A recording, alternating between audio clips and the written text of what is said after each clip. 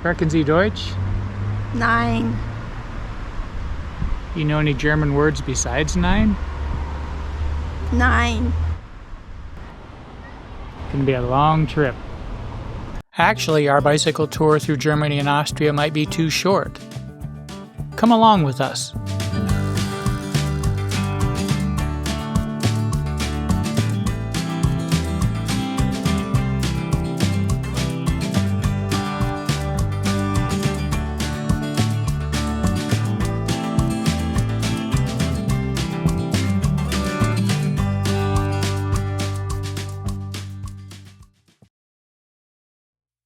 After riding the Gap and C&O Canal last year, Carol and I wanted something different. So we're doing a section of the Eurovelo 6 trail along the Danube River, from Tuttlingen, Germany to Vienna, Austria. We're at the Munich airport, where I have to reassemble the bikes so we can get them on the train to the city. Then we'll head out to learn a little bit about German culture before sleeping off our jet lag at our hotel. Passenger trains are pretty much non-existent where we live, but here we are on another fast train. Way to go, Europe. In a rail car for bicycles. Some young Germans and their bikes are sharing it with us. Their English is very good, and they're really fun. We'll begin our ride tomorrow in the nice town of Tuttlingen. The Danube is but a creek here, not the massive river seen in movies and cruise ship ads. Our time on Eurovelo 6, hello little fella, will begin after we walk over the river on this bridge. The German name for Danube is Donau, spelled D-O-N-A-U. I'm not sure what we were expecting, but the cornfields and rolling hills look like areas of Ohio and Pennsylvania where we've always lived. Okay. We're barely started and we're lost. So many trails intersect that even our navigation app is confused. Christina and Marcus know lost cyclists when they see them, and they've told us to follow them. Sounds like a good idea. But you are strong because you have we have e-bikes. Yes, no e-bikes yet for us. You have no e-bikes, No. so we are, every time we are faster. We are faster than you. Yes, everybody's faster than us. We're old. They're taking us on a really pretty route, through little villages and past farms and orchards. It's still looking a lot like home. Stettin. What a great start. Getting lost turned into a good experience because of the kindness of two German bike riders. It's our guides and our heroes, Christine and Marcus from Tuttlingen. Yes. Thank you. Danke. It was a pleasure for us. The scenery is undergoing a dramatic change as we drop into the gorge cut by the Danube. These limestone cliffs seem to go on forever. We've heard that there might be castles on top. Swans on the young Danube. The small villages along the river have thinned out. We're passing through little farms and nature preserves. The pavement has turned to dirt. There will be many surfaces on the EV6. This is actually a bike trail and road combination, but there are no cars yet. The Danube is at the base of those cliffs. That's the Beuron Castle in the distance. It's from the 11th century. It's small by castle standards, but what a view they had.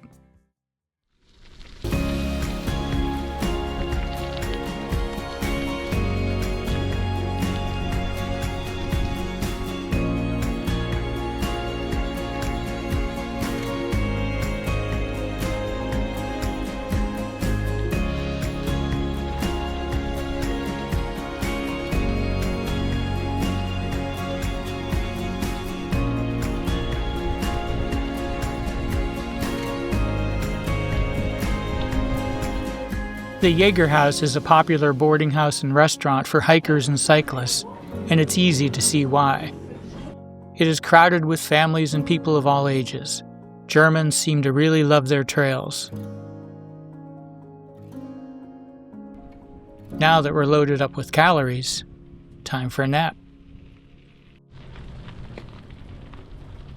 We're passing the Beuron Abbey, currently home to about 60 monks. Monasteries have been on this site for 1,000 years. The current abbey is not very old, having been built in the late 1800s. It's reported to have the largest monastic library in Germany, with over 400,000 books. Someone knows how to have fun with gravestones. Not what I expected from monks. The abbey sits in this valley, and the slow-moving river is just a short walk away. I would never consider monastic life, but I can see why some would be drawn to it here. I don't know how old this bridge might be. It looks like it belongs in the Shire. I told Carol she can go on. I'm waiting for some hobbits.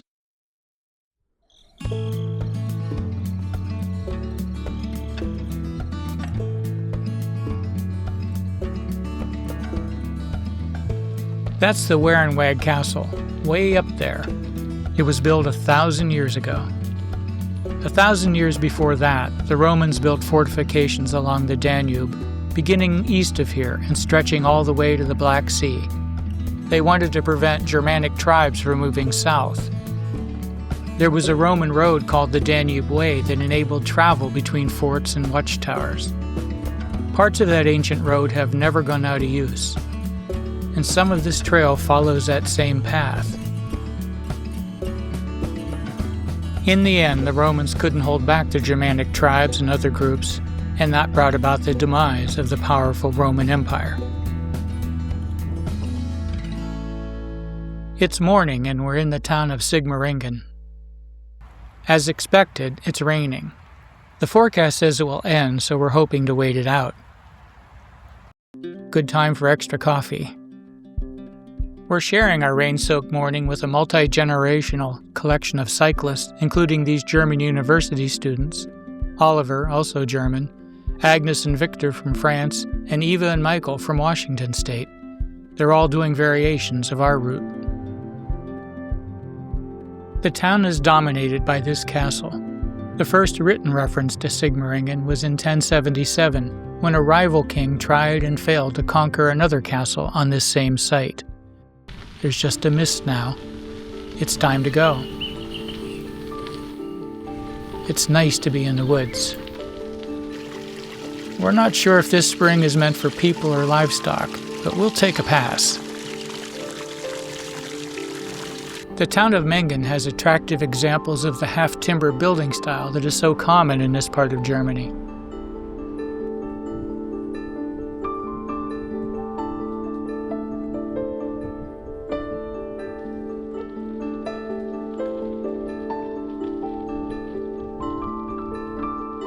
We are camping with several other cyclists at a horse farm tonight. Some farmers along the EV6 offer a grassy spot for a tent and a shower at a reasonable price. That's all we need. The horses are a bonus. Yeah, it's raining. It's supposed to clear by noon. We're afraid this might become a trend. And right on cue, our old tent has developed some leaks. I'm sure Riedlingen is much prettier on a sunny day, but it still has a fairy tale look. Full disclosure, neither of us rode up this 20% grade. The thoughtful people of Dathausen created a little oasis at the top for exhausted travelers. There's water, tables, a roof, and an ice cream vending machine.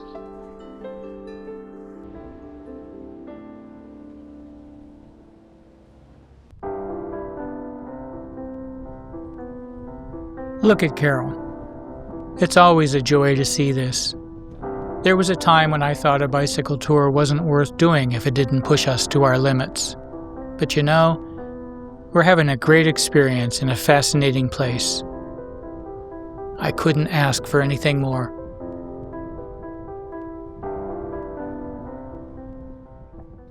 Munderkingen has more beautiful half-timbered buildings on display. As I said earlier, the Romans were once a powerful force around here, but it appears that they've lost some stature, while the storks are on the rise. And there are 2 storks now, safeguarding that 1520 building from the pigeons. We're camping at another farm tonight. We met the farmer while he was on his tractor. He doesn't speak English, but is used to foreign travelers, so it was easy. Unlike the last farm, we were all alone last night. Maybe a cow or 2. The farmer's wife doesn't speak English either, but we're exchanging thank yous and dankeschöns. She's very sweet and insists we take some apples.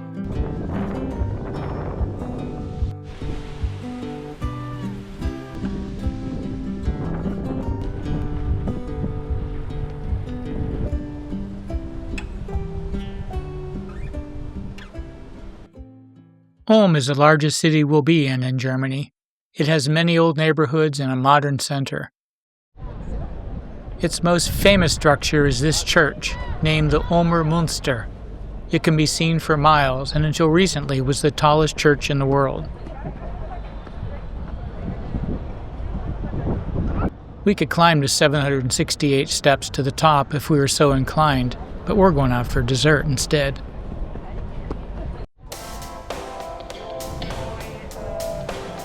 What would the church builders think about Dutch pancakes and Philly cheesesteaks being sold from food trucks near the entrance?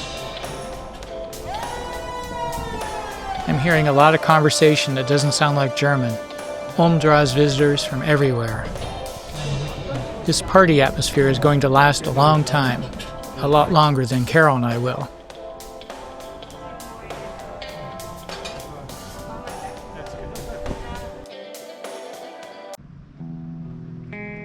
We're kind of lost in the fisherman's quarter, but we don't care because the weather is great and it's so pretty. This was once the home of sailors, tanners, and Danube fishermen. The houses were living and working spaces rolled into one. This wall protected the city against invaders and floodwaters from the Danube. What a great way to end the night. Rain again, and it's going to stick around. We're already a day behind because of earlier rain. We can't lose more time. It's the train for us. We got off the train in Neuburg and have a campsite on the river at the Donau Ruder Club. The Neuburg Castle is just a 5-minute walk upriver. It seems that there are always church bells ringing in Germany. It's a nice way to end our day.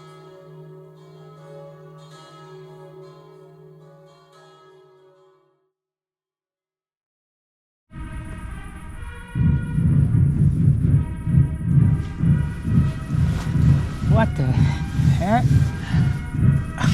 Oh, Jesus. I don't know, I guess. Oh, it's like military marches or something.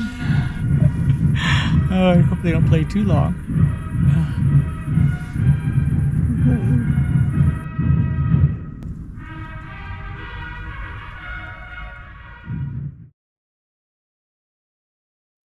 Hey, I'm a bit grumpy following last night's concert, but happy to help bring the kayak down from the loft.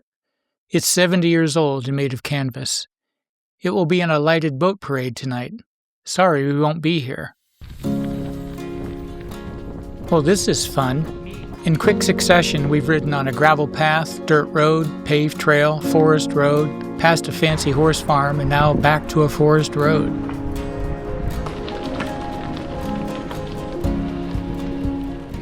Hey, honey. In the woods. Hey, honey. Hey, sweetie pie. Hey, sweetie pie. When's lunch? Lunch is at this memorial beside the trail. Carol is shooting video and a Good Samaritan is offering to help. He doesn't speak English. Möchten Sie mit drauf? We're okay. We're good. Yeah, we're just taking a break. No, video. It's video. Danke. Turns it on. And then, here. Okay. And He then, just wanted to say, turns it off. No, it's not a still, it's video. It's video. Yeah, very good. Okay, danke. Thank you. We're in the city of Ingolstadt, and this is our destination, the former anatomy building at the former Ingolstadt University. Yes, the anatomy building. This place inspired one of the most famous novels in the world. Mary Shelley made this the university where Victor Frankenstein received his training before he moved on to more interesting things. Apparently, the university had a long association with the Illuminati, and Shelley distrusted their scientific ambitions because she believed they violated the natural and moral order. That about sums up the Frankenstein story. Plenty of specimens and illustrations remain that would be right at home in Dr. Frankenstein's world. An early edition of Frankenstein.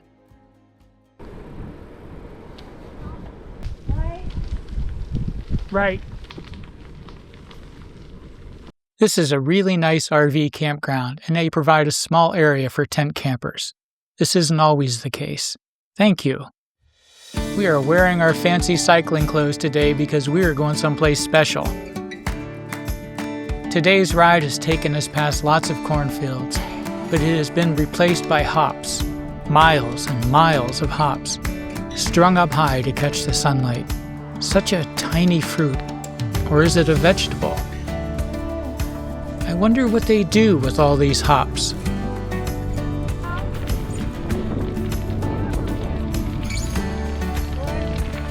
I mentioned earlier how Eurovelo 6 sometimes follows small roads, and that's what we're on now. It appears that a farmer and his manure wagon were here first.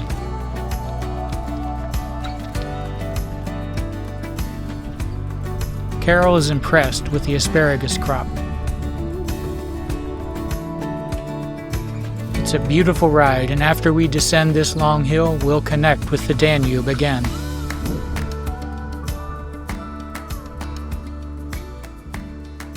This is the special place I spoke of earlier. The beautiful Weltenburg Abbey sits on the south bank of the Danube, in the middle of a nature preserve, and is surrounded by cliffs.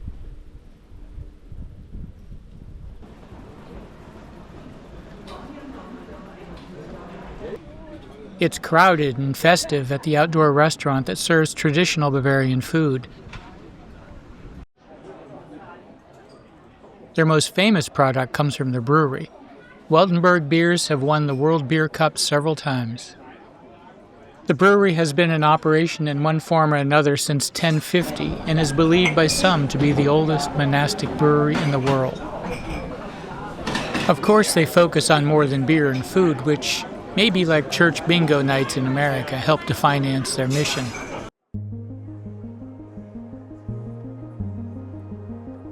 The church sanctuary is stunning. Whether you share their religious beliefs or not, it's hard not to be moved by what the human spirit can create. The cliffs press right up against the river, leaving no room for a bike trail. We'll have to backtrack and ride some steep climbs to continue eastward. Or choose another option. This is more like it. This ferry travels between the Abbey and the town of Kelheim. The 8-mile trip takes about half an hour. No sweat, no low gears. No gears at all, actually. And well, look at that scenery.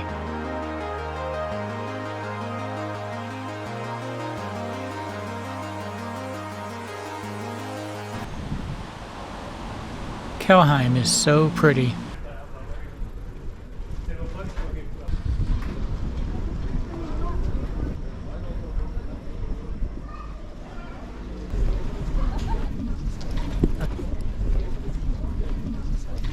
Another farm. We're having more evening rain and lightning, too. Frankly, we're a little upset. Some guys who arrived after us were told they could sleep in the hayloft.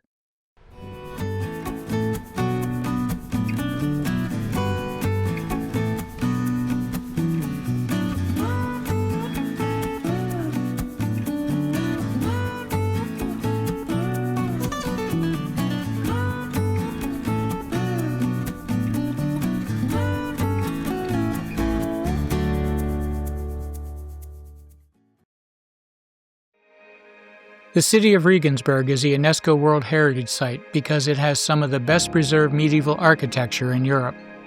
Its cobblestone streets meander past shops and homes whose ages are measured in centuries. It's so inviting that we've decided to get a hotel in the middle of the city.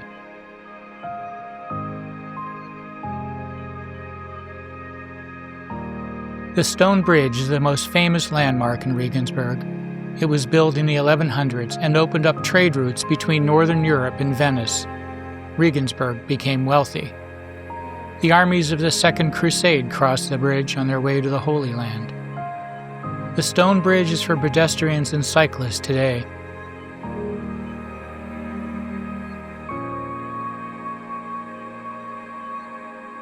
Most of the people here this evening are tourists and couples out for a romantic stroll.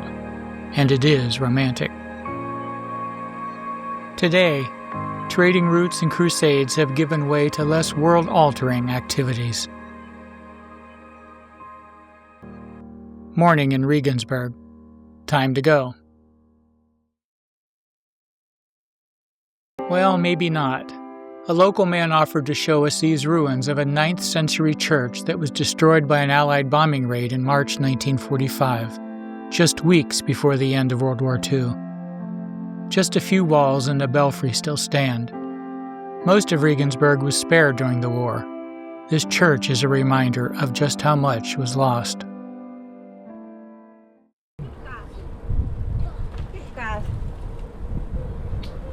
This is the Danube River that most travelers experience. It's where the Inn and the Ilz rivers join the Danube, making it big enough for cruise ships. This is the beautiful city of Passau. Time has taken a toll on many of the historic structures in Europe. They have been damaged and rebuilt again. That's the case with St. Stephen's Cathedral, the jewel of Passau. An earlier church was consumed by a citywide blaze in the late 1600s. Elements of that church are included in this magnificent building. St. Stephen's is home to the largest cathedral organ in the world, and we are lucky to be here while it's being played.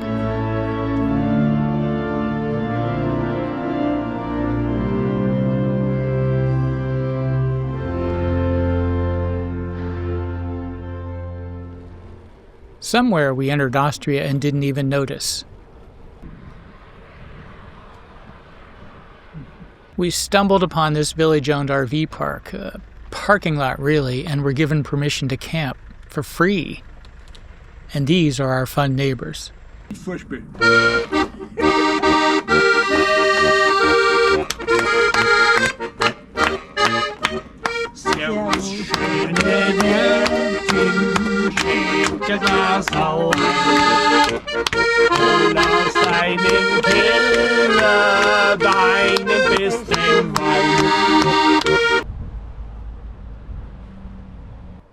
There's the blue Danube, the view from a tiny cafe in the town of Grain.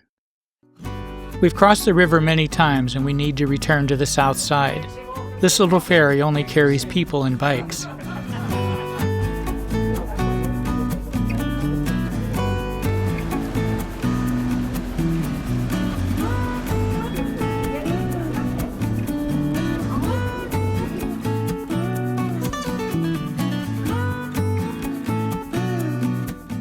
Ursula and Gerard are our neighbors in a campground at Melk.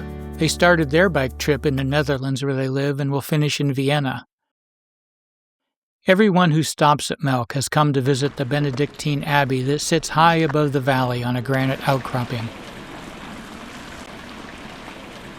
We're excited because we'll ride through the Wachau Valley tomorrow, and the weather is looking good.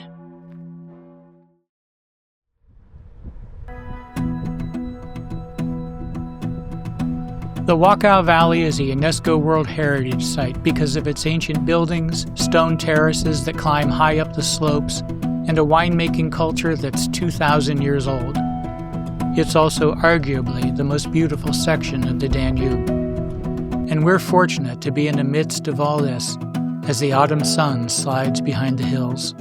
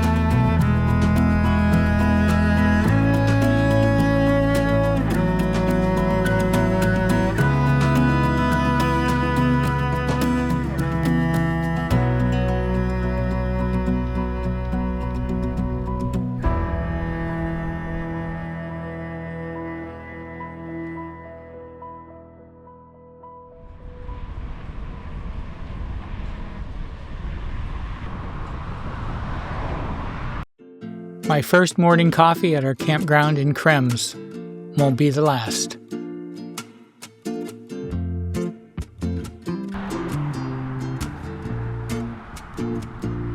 Look at that river. What a difference from our first day when we walked over it on a little wooden bridge. We're going to stay at a campground about 8 miles from Vienna. It'll be an easy walk to a train station, and there are frequent trains into the city. The forecast doesn't look good. Okay, our luck has changed. It's been raining and cold the last couple of days. Pretty awful camping weather, but we've been making the most of it.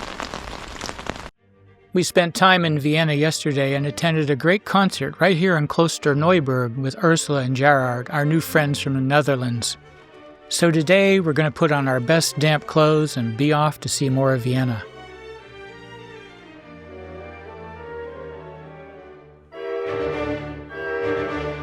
Mozart, Beethoven, Haydn, and other classical composers called Vienna home, making it the music and in many ways the artistic capital of Europe.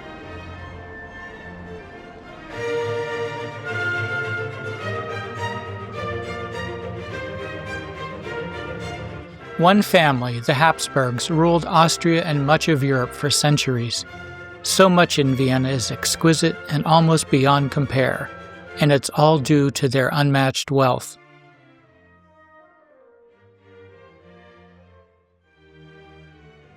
There are 1,400 rooms in the Schönbrunn Palace, and it was just the Habsburg summer home. And like the royals, we're allowing ourselves a bit of indulgence too. We stood in line for 30 minutes to eat this cake. Auf Wiedersehen, Vienna. Wishing we had more time. It was another soggy night. Time to pack up and say our goodbyes to Ursula and Gerard. You've helped us along the way, and we're going to miss you. Oh, A lot of emotion. ontzettend gaaf om jullie zo een paar dagen mee te mogen maken. Om de verhalen uit te wisselen en om gewoon... Sleep in a big bed. In just 10 miles, we'll be at the main train station and at the end of our trip. Our time in Germany and Austria has been nearly perfect. Carol is already calling it a dream trip. We've experienced nothing but kindness from everyone. And each village and city has added to our experience. This is what bicycle travel should be, and hopefully will always be for us. Auf Wiedersehen, Deutschland and Österreich. Danke.